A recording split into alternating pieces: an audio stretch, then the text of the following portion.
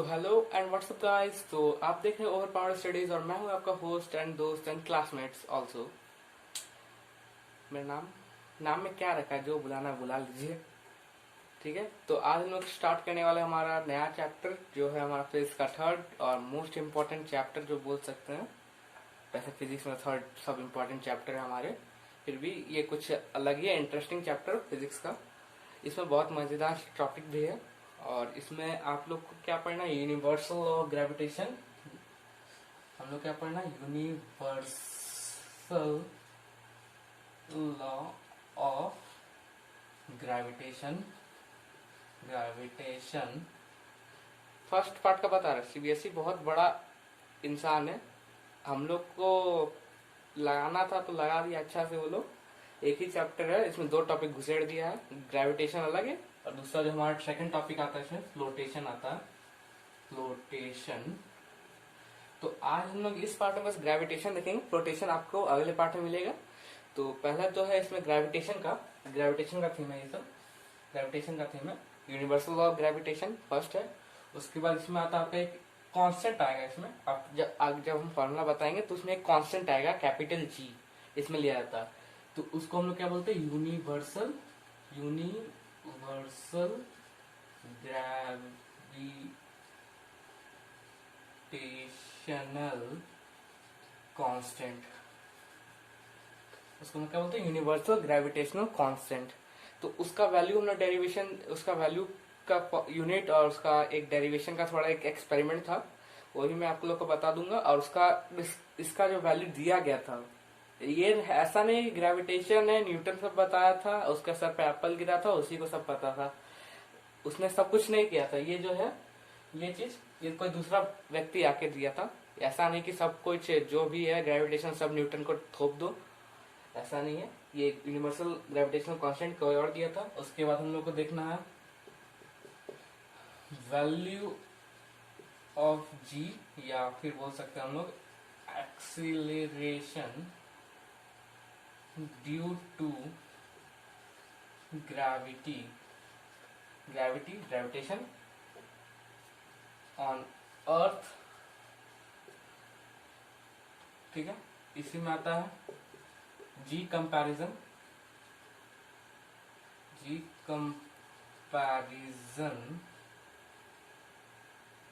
On earth with moon, ठीक है। अर्थ और मून का हम लोग जी भी देखेंगे। ये सब आपको अभी समझ नहीं आ रहा, हम बेसिक फ्लो में बता रहे हैं आप लोग को कि इस चैप्टर में हम लोग को क्या क्या पढ़ना है।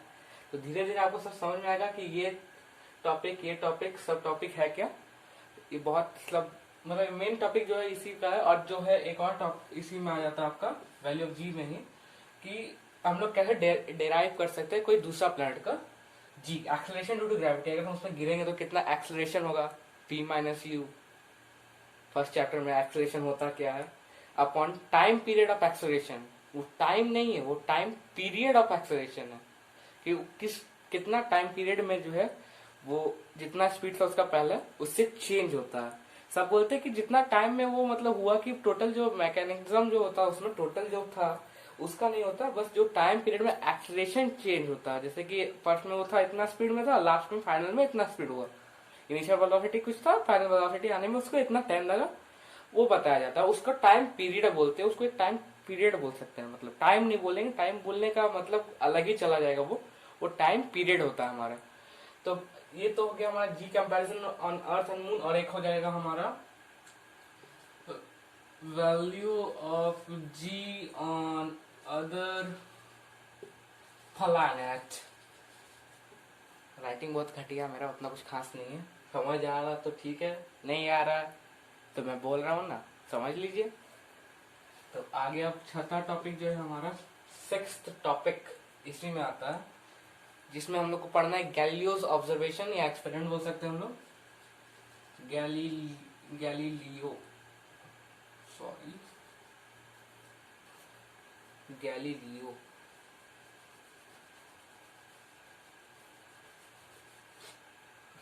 क्या हमारा गैलीलियो ऑब्जर्वेशन ये बहुत इंटरेस्टिंग चीज है गैलीलियोस ऑब्जर्वेशन। और जो हमारा 7वां पॉइंट है वो है हमारा क्या था, free fall. Free fall, free fall मतलब बिना किसी चीज के इन्फ्लुएंस में आए हुए। इन्फ्लुएंस मतलब किसी और दूसरा चीज का ऊपर डिपेंड नहीं करना, सिर्फ जो है अपना। और एक हो गया इसमें, इस केस में ग्रेविटी, अपना और ग्रेविटी को लेके चलना, बस इस केस में बस। और जो हमारा जैसे कि अगर हम आप लोग स्पीड में दौड़ते हैं, हम लोग यहाँ से मतलब हम लोग ऐसे लिए यहाँ से स्पीड में दौड़ रहे हैं, तो आप लोग मतलब महसूस होता बॉडी में कि क्या एयर हम लोग के ऊपर प्रेशर लगा रहा है इधर से थोड़ा, तो वो भी नहीं आएगा उसमें। मतलब आएगा एक तरह से आप ले सकते हैं, लेकिन वो फ्री फॉल में कुछ नहीं लिखा जाता है, बस जो है मेन जो रहता है बिना किसी चीज का इन्फ्लुएंस में। जैसे कि आप स्पेस में गए तो स्पेस में आपका वहां नो ग्रेविटी नहीं होता, वहां एक्सेलरेशन ड्यू टू ग्रेविटी होता है।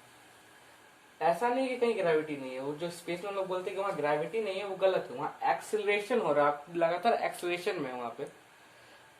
हम लोग मैंने सुने होंगे कि एक्सेलरेशन ड्यू टू एक्सेलरेशन मतलब ग्रेविटी ही नहीं है स्पेस में, वो गलत है, वहां पे भी ग्रेविटी होता है एज पर योर नॉलेज। जो था कि गलत थॉट्स सब दिमाग से निकाल देना चाहिए वो सब।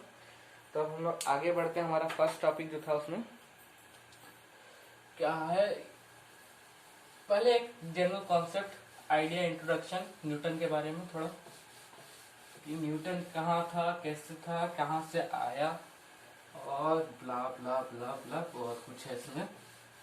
कहानी तो चालू होता बहुत पहले से, उस टाइम लगभग टॉलेमी लोग था वहां पे। टॉलेमी एक ज्योग्राफी में सुने होंगे, वो मैप डिजाइनर था, और वो मतलब इधर था, इसमें भी था ग्रेविटेशन का जो स्टार्टिंग था, वो बोला था कि अर्थ है, अर्थ सेंटर में है, और उसके चारों ओर प्लैनेट रिवॉल्व कर, जैसे हम लोग पुराना पहले सोचते थे ना कि अर्थ यहाँ पे है, ये अर्थ है, और अर्थ जो है इसके चारों ओर मून घूम रहा है, मून रिवॉल्व कर रहे हैं यहाँ पे, और इसी के साथ जो है सन भी इसी का चक्कर लगा रहा है यहाँ पे सन।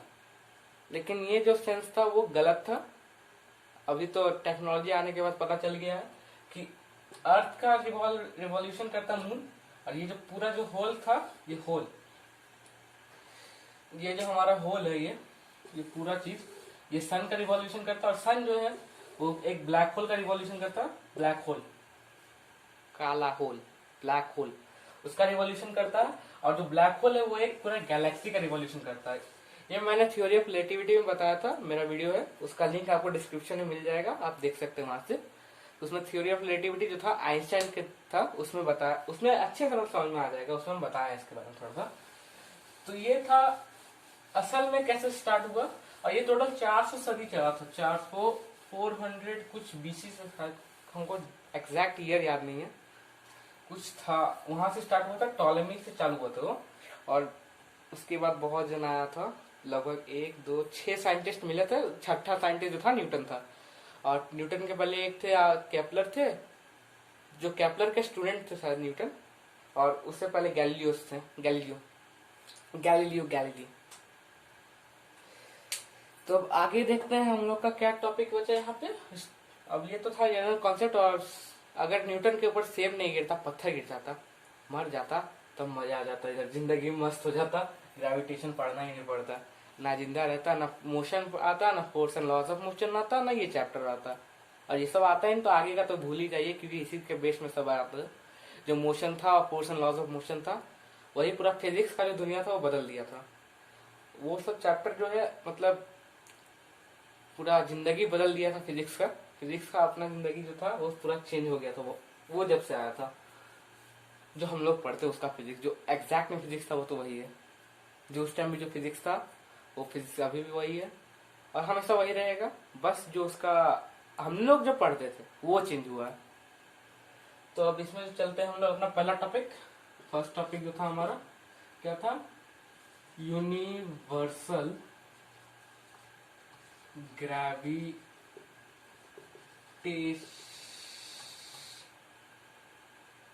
यूनिवर्सल ग्रेविटेशनल कांस्टेंट, ये फर्स्ट टॉपिक था। ये तो नहीं था, क्या था हमारा, यूनिवर्सल लॉ ऑफ ग्रेविटेशन था। यूनिवर्सल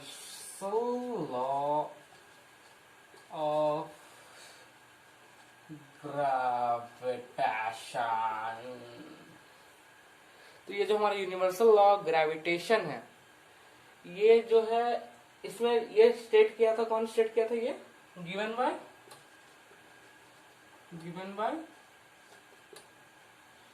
सर आइजैक न्यूटन, हमारे न्यूटन बाबा। तो सर आइजैक डबल एस था, ये स्पेलिंग आइजैक न्यूटन। न्यूटन से तो यूनिट भी आप लोग को याद होगा, फोर्स का यूनिट है न्यूटन। तो न्यूटन सर न्यूटन के नाम से ही इसका फोर्स का यूनिट पड़ा था, न्यूटन। ठीक है, तो अब हम लोग आगे बढ़ते हैं। हमारे जो उन्होंने क्या बोला था, तो इसमें जो था ही स्टेट्स दैट तो स्टेट क्या किया था उन्होंने? एवरी ऑब्जेक्ट, लेकिन कैसा ऑब्जेक्ट? एवरी ऑब्जेक्ट है, कैसा ऑब्जेक्ट है अभी तक ये पता नहीं चला। तो बताते हैं कि अब ऑब्जेक्ट तो कुछ भी हो सकता है, लाइट भी ऑब्जेक्ट है, एक छोटा सा मतलब साउंड भी ऑब्जेक्ट है कि नहीं? लेकिन असल में कैसा ऑब्जेक्ट वो देखते हैं, एवरी ऑब्जेक्ट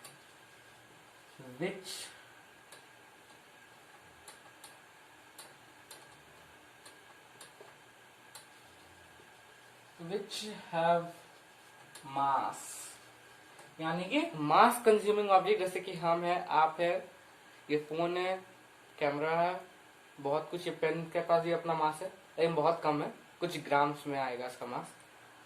ठीक है, तो एवरी ऑब्जेक्ट विच हैव मास वाले ऑब्जेक्ट में, तो उसमें भी कैसा? Every object which have mass attracts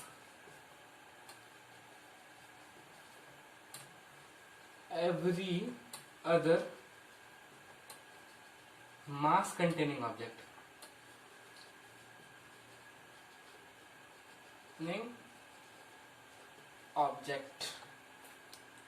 ठीक है, तो ये आप एक तरह से मैग्नेट समझ सकते हैं। जैसे कि मैग्नेट जो होता है, मैग्नेट में क्या होता है? वो मैग्नेटिक मटेरियल होता है उसमें, और जो आयरन होता, क्या आयरन होता है, आयरन रॉड। ठीक है, कोई आयरन रॉड ले लिया, आयरन पीस ले लिया, तो उसमें भी मैग्नेटिक होता है, मैग्नेटिक हो रहता है उसकी। तो मतलब क्या, मैग्नेटिक और मैग्नेटिक अट्रैक्ट होता है वहां पे, है ना? तो वैसे मास वाले के साथ मास वाला ही अट्रैक्ट होगा। ठीक है, तो अब आगे बढ़ते हैं थोड़ा और, बहुत लंबा ये थोड़ा है, थोड़ा सा लंबा, ज्यादा नहीं। और एक पॉइंट बच गया, continue object with some force. अब अट्रैक्ट करेगा तो कुछ तो फोर्स लगना ही है, बिना फोर्स का थोड़ी ना अट्रैक्ट कर लेगा। ऑब्जेक्ट विथ सम मास, अब मास है, कैसा फोर्स, अब फोर्स कैसा लगेगा वो हम लोग देखेंगे, तभी वहां से हम लोग को क्या मिलेगा? ग्रेविटेशनल फोर्स का फॉर्मूला मिलेगा। ठीक है, with some mass, with some force of mass. दिमाग कहाँ चल गया तेरा? With some force which is directly proportional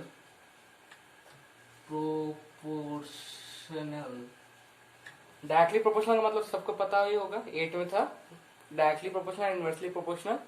directly proportional क्या होता है? जैसे कि अगर हम कोई ऑब्जेक्ट लिए एक्स और वाई, अगर ये दोनों डायरेक्टली प्रोपोर्शनल का साइन है, ठीक है, ये डायरेक्टली प्रोपोर्शनल का साइन है। तो अगर एक्स और वाई डायरेक्टली प्रोपोर्शनल है, तो क्या होता है उसमें, अगर एक्स इंक्रीज करेगा तो वाई भी क्या करेगा, उसमें इंक्रीज करेगा। ठीक है, ये होता है डायरेक्टली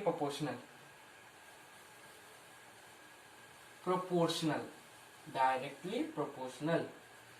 ये सब तो मैथ्स से जनरल, बेसिक मैथ्स से ज्यादा कुछ हार्ड है नहीं। फिजिक्स में थोड़ा बेसिक ही मैथ्स रहता, बस फॉर्मूला फिजिक्स का थोड़ा टफ रहता।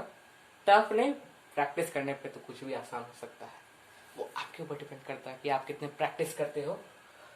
तो with some force which is directly proportional to product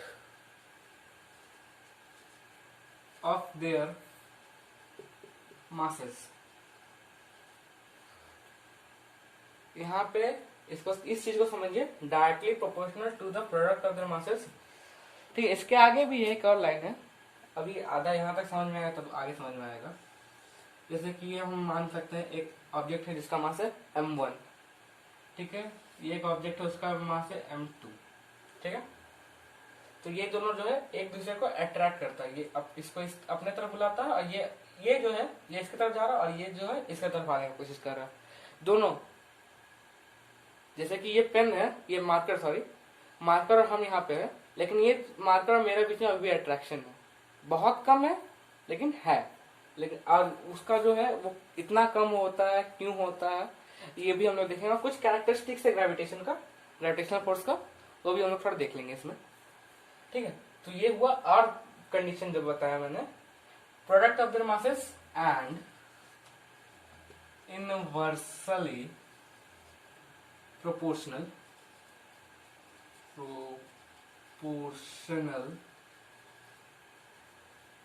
to the square of distance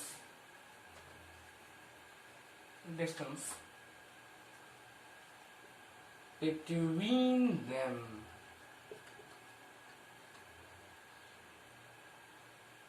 अब ये जो डिस्टेंस लेना है इसका भी एक होता है, ये नहीं कि आप कहीं से भी डिस्टेंस ले सकते हैं, आप सरफेस से डिस्टेंस नहीं ले सकते। जैसे कि इसका सरफेस यहाँ है, इसका सरफेस यहाँ, उस दोनों के बीच का सेंटर नहीं लिया आता उसमें। सेंटर ऑफ ग्रेविटी मतलब कि कोई भी ऑब्जेक्ट, जैसे कि हम हैं, मेरा जो यहाँ पे हो जाएगा आपका जो स्टमक के नीचे का जो एरिया होता है वहां पे सेंटर ऑफ ग्रेविटी होता है, ठीक है।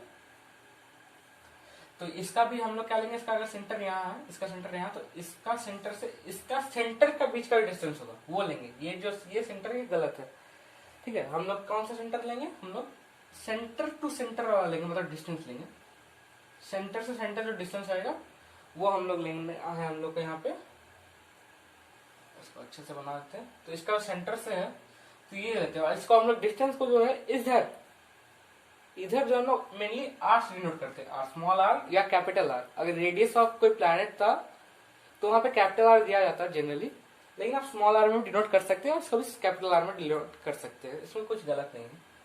तब ये तो हुआ कि वो क्या स्टेट किया, ठीक है। तो अब ये जो स्टेट किया, ये क्या बोला था कि F इज क्या यहाँ पर directly proportional to product of their masses, मतलब m1 इसका मास था इंटू m2, ठीक है, ये था। और क्या बोला, inversely proportional to the square of distance between them.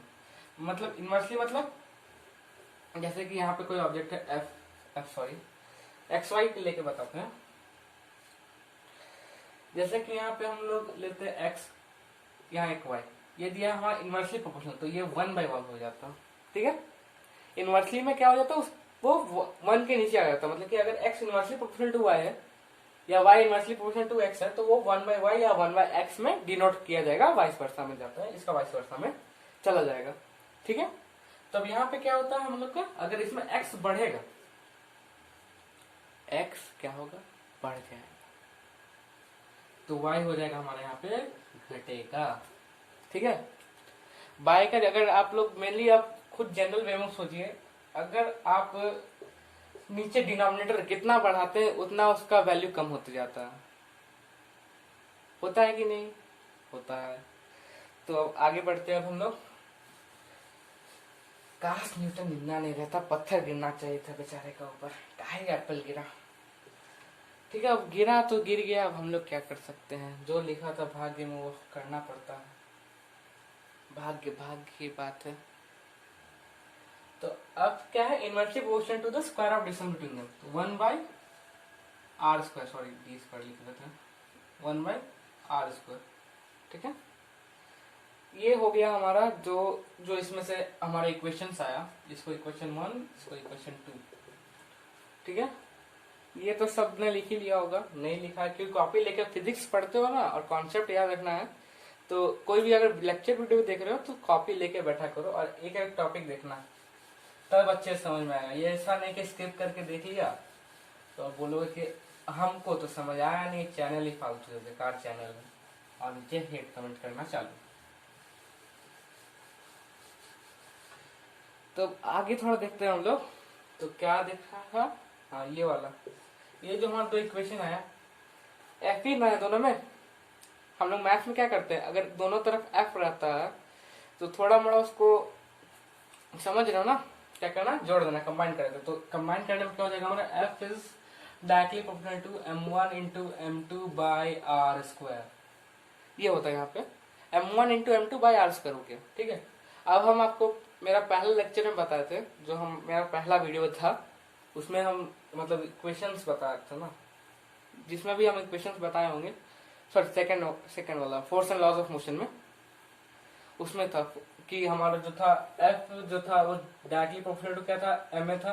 तो उसको जब हम इक्वल करते हैं तो एफ को अगर हम इक्वल यहाँ पे किए, ठीक है, यहाँ हम इक्वल टू का साइन डालते हैं तो क्या आएगा हमारा, एक के कांस्टेंट आता, स्मॉल के कांस्टेंट आता, और उसमें एम ए फिर मल्टीप्लाई होता है, क्योंकि वो जो दिखा था प्रोपोर्शनैलिटी, वो एक फैक्टर टर्म दिखा था कि वो उसका फैक्टर हो सकता है, फैक्टर। ठीक है, तो अब आगे चलते हैं हम लोग। तो क्या हो गया हमारा, तो अगर हम इसको इक्वल टू डालते हैं तो यहाँ हम एक टर्म बताया था, सेकंड जो हमारा टॉपिक था क्या था, यूनिवर्सल ग्रेविटेशनल कांस्टेंट। तो वो जो ग्रेविटेशनल कांस्टेंट है वही बैठेगा यहाँ पे, और जो यूनिवर्सल ग्रेविटेशनल कांस्टेंट है उसको हम लोग क्या किससे डिनोट करते हैं, कैपिटल जी। ठीक है, into m1 into m2 by R square, इधर इक्वल टू बढ़ेगा, प्रोपोर्शनैलिटी खत्म। ठीक है, ये तो हो गया हमारा mass of object 1, m2 mass of object 2, R square distance between them का स्क्वायर एज पर द जो हमारा बोला गया था, न्यूटन बाबा जो हम लोग का स्टेट किया था, महान गुरुजी प्रणाम। ठीक है, तो उनका जो स्टेटमेंट था उसके मुताबिक ये हमारा एक फॉर्मूला आया, ये फॉर्मूला आया। अब इसमें जो है ये जो है हमारा क्या बोला जाता है, इसको हम लोग बोलते हैं, इसी का नाम है हमारा यूनिवर्सल ग्रेविटेशनल कांस्टेंट। ठीक है, इसी को हम लोग क्या बोलते हैं, यूनिवर्सल ग्रेविटेशनल कांस्टेंट। ठीक है, तो ये जो था हमारा, इसको हम लोग शॉर्ट में क्या डिनोट करते हैं हम लोग, U dot G dot C. यू से यूनिवर्सल, जी से ग्रेविटेशनल, सी से कांस्टेंट, यूनिवर्सल ग्रेविटेशनल कांस्टेंट। और इसमें तो आपको बता दिया एम, और अगर आप इसका डेरिवेशन अगर दिखा रहे हैं तो ऐसे बस खाली फॉर्मूला नहीं लिख देने का, उसमें अगर आपका स्टेटमेंट पूछा गया कि state the law of universal law of gravitation, तो उसको अगर आपको लिखना है तो पहले स्टेटमेंट बढ़िया से लिख दीजिए जो हमारे ये न्यूटन बाबा ने दिया था। उसके बाद ध्यान पूर्वक ये डायग्राम बना डाले, ये दो इक्वेशन लिखे, यहाँ पे लिखे कंबाइनिंग इक्वेशन 1 एंड इक्वेशन 2, और लास्ट में यहाँ पे लिख दिए where m1 mass of object 1, m2 mass of object 2, r distance between them, और g यूनिवर्सल ग्रेविटेशनल कांस्टेंट। ठीक है, तब हम लोग अब बढ़ते हैं हमारे जो ये g है, हमारी जो g है, जिनके बिना शायद ये इक्वेशन अधूरा ही रह जाता, उसके बारे में थोड़ा देख लेते हैं अब हम लोग। तो ये जो हमारा यूनिवर्सल ग्रेविटेशनल कांस्टेंट है उसको हम लोग थोड़ा देखते हैं, वो क्या है, वो क्या चीज है, उसको कौन बताया था, क्यों बताया था, नहीं बताता तो क्या रहता पता नहीं, और उसका डेरिवेशन कैसे हुआ था, इसको क्यों जिंदा छोड़ दिया, इसको ही मारो। यहाँ से न्यूटन कहाँ से आ गया था सोच उठ के, उस टाइम भी लॉकडाउन चल रहा था जैसे अभी चल रहा, उस टाइम था प्लेग था, उस टाइम कोई डेंजरस प्लेग था, वो भी उसके उनके स्कूल में भी छुट्टी मिली थी, मस्त एक एप्पल के पेड़ के नीचे जाके बैठे, नहीं बैठते तो क्या जाता पता नहीं, घर में रहना चाहिए था, लॉकडाउन था, लेकिन नहीं, हमको तो एप्पल के पेड़ के नीचे बैठना है। क्यों, मेरे सर पे एप्पल गिरेगा तब ना हमको पता चलेगा ग्रेविटेशन। तब आगे बढ़ते हैं, हमारा जो सेकंड टॉपिक है यूनिवर्सल ग्रेविटेशनल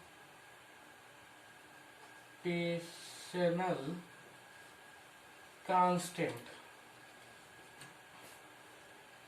तो इसका जो वैल्यू का डेरिवेशन था वो दिया गया था हमारा एच कैवेंडिश, ठीक है। ये आप नॉर्मल एक एक्सपेरिमेंट से आप कर सकते हैं, जैसे कि आप दो ऑब्जेक्ट रख लीजिए, सिंपल सस्पेंडेड रखिएगा, सस्पेंडेड दो ऑब्जेक्ट रखिए जिसमें दोनों का सेंटर का बीच का दूरी कितना होना चाहिए 1 मीटर, इसका मास कितना होना चाहिए था 1 kg, इसका मास होना चाहिए था हमारा 1 kg। तो इसके जो बीच में जो फोर्स होगा, इस फोर्स ऑफ अट्रैक्शन जो होगा, ठीक है, आप अब इसको ग्रेविटेशनल जो फॉर्मूला था ग्रेविटेशन का उसमें पुट करके देखिए। फोर्स ऑफ ग्रेविटेशन का फॉर्मूला क्या था, Gm1, ये प्लैनेट लोग का सब निकालते निकालते आदत बढ़ गया कैपिटल लिखने का, m1 into m2 by R square, यही था कि नहीं था, यही था। तो अब यहाँ पे हम m1 1 kg, m2 1 kg by 1 का स्क्वायर, तो f इजिकल टू क्या है हमारा 1 का स्क्वायर 1, नीचे 1, तो f इजिकल टू g आ गया यहाँ पे। ये इस कंडीशन के लिए होता है, ठीक है। ये एक्सपेरिमेंट है, अगर आपके घर में स्प्रिंग बैलेंस है तो आप ट्राई कर सकते हैं, मेरे पास तो नहीं है, मैं तो आपको दिखा देता। तो इसका वैल्यू कितना है वो भी ध्यान ही लेते हैं। तो g का जो वैल्यू होता है हमारा 1.67 10 to the power -11, लंबा छोटा बहुत छोटा यूनिट है। इसका यूनिट देखिए गजब वाला यूनिट है, एकदम ओपी लेवल का यूनिट है, न्यूटन मीटर स्क्वायर पर केजी स्क्वायर। भैया दिमाग घूम गया, यूनिट कहाँ से आ गया, सब मिक्स मीडिया वाला यूनिट है, मिक्सचर हो गया यहाँ पे सब। मिक्सचर में जैसे सब चना बादाम बहुत सेवई सब डाला रहता वैसे ही। तो इसका देखिए अगर आप यहाँ पे पुट करते हैं, हमारा जो न्यूटन बाबा का जो फॉर्मूला था, क्या था formula, F is equal to G m1 m2 by R square. G का यूनिट हम लोग को निकालना है, ठीक है, G का यूनिट बस हम लोग यूनिट लिख रहे हैं। तो अगर हम लोग G ऐसे लिखते हैं, G इक्वल टू क्या आ जाएगा हमारा, F मल्टीप्लाई में था, इधर जाएगा डिवाइड चला जाएगा, सॉरी हम लोग तो G ऊपर रखे ना, तो इसको R इधर ऊपर जाएगा, R क्या जाएगा ऊपर चल जाएगा, ये दोनों टर्म जो है हमारा नीचे आ जाएगा, ठीक है। तो क्या हो जाएगा F R square by m1 into m2। अब G का हमको यूनिट नहीं पता है, वो लोग तो बस वैल्यू निकालने चला गया, मान लीजिए वो लोग बस वैल्यू निकाले, तो यूनिट तो उसी का सेम होगा ना, कि अलग भी बैठा दीजिएगा आप लोग। अगर कोई चीज को कैंसिल आउट करके हमको वही चीज लाना पड़ता है तो हम क्या करते हैं, वो यूनिट पर्टिकुलरली वही यूनिट डाला जाता है, ताकि हम लोग को मिल जाए। जब हम इसको वापस रिसाइकल मतलब पहले से कीजिएगा, तो आपको जब इसका यूनिट सब आप कट कीजिएगा, कि जो हमारा होता है कि हम लोग एरिया लिखते हैं ना, एरिया हम लोग लिख देते हैं क्या 1 मीटर स्क्वायर, कोई चीज का एरिया है 1 मीटर स्क्वायर, उसका कोई जैसे स्क्वायर है उसका साइड है 1 तो 1 जो मीटर स्क्वायर जो आता है वो हम लोग सोचते हैं कि बस एरिया का यूनिट है, लेकिन कभी ये नहीं सोचते कि उसका डेरिवेशन या लोग मीटर स्क्वायर ही क्यों लिखते हैं, हम लोग मीटर क्यों नहीं लिख सकते बस।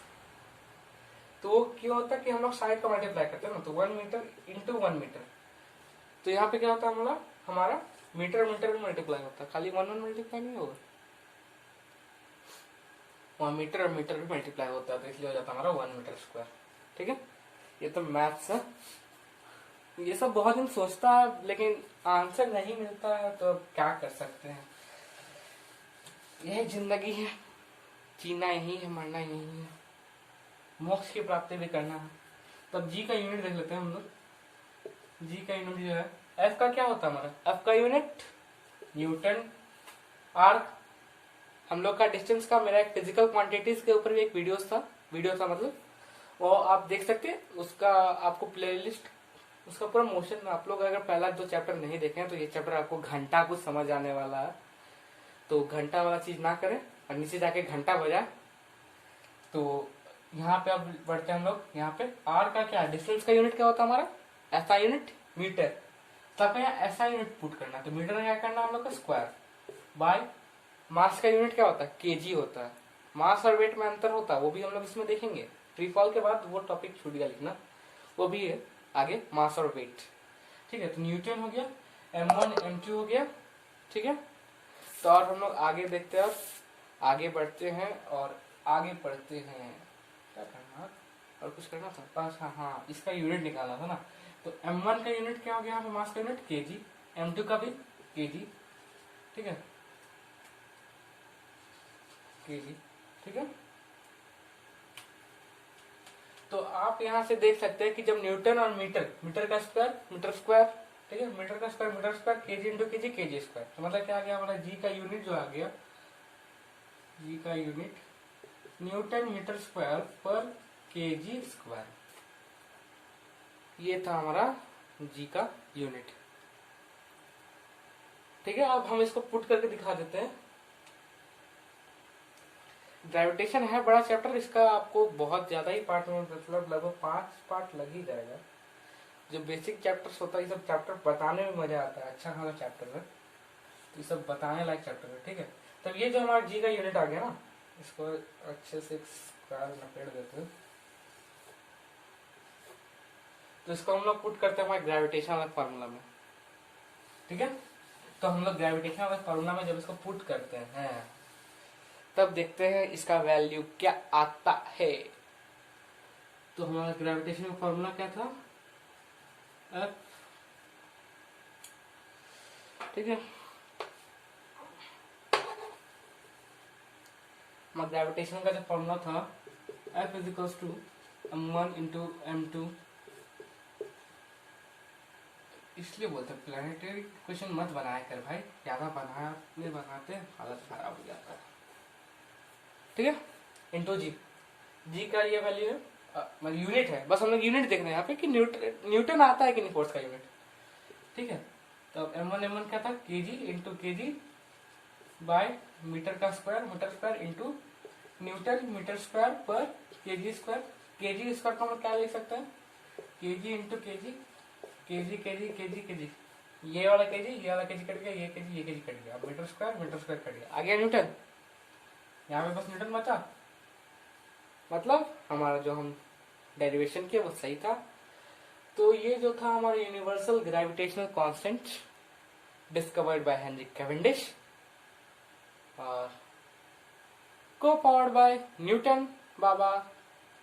और ये थी हमारी ग्रेविटी माता का एक छोटा सा अच्छा खासा इंट्रोडक्शन, साथ में कुछ डेरिवेशन और universal law gravitation, universal gravitational constant, blah blah blah blah blah. और वीडियो अच्छा लगा, नहीं लगा तो मैं क्या कर सकता, अच्छा लगा तो नीचे जाइए, लाल वाला डंडी है उसको ग्रे कीजिए, लेकिन वापस लाल मत कीजिएगा, मेरे लिए बहुत बुरा हो जाएगा। और लाइक कीजिए, सब्सक्राइब, और घंटा बजाइए जरूर, घंटा नहीं बजाइएगा तो क्या बजाइएगा, क्योंकि जिंदगी भर तो इंसान का जिंदगी घंटा बन गया है, तो घंटा बजा दीजिए।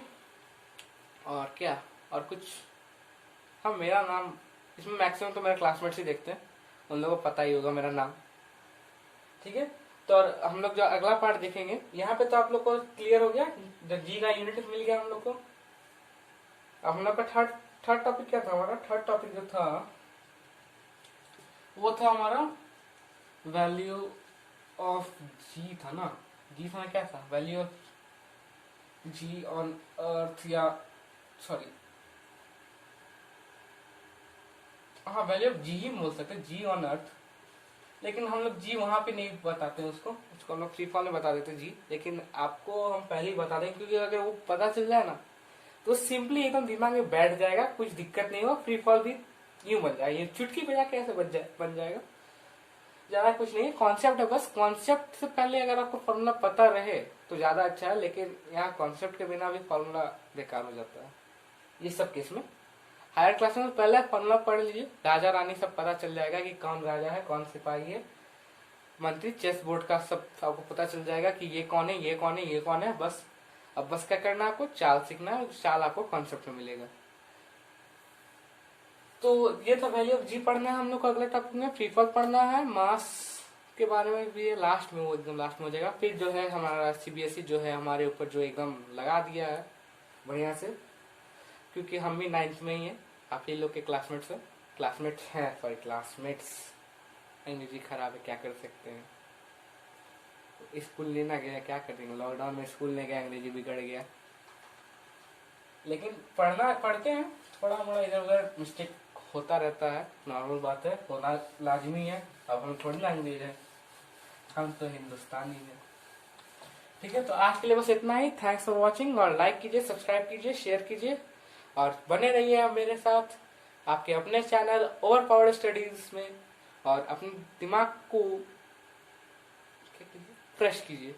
Thanks for watching, bye bye.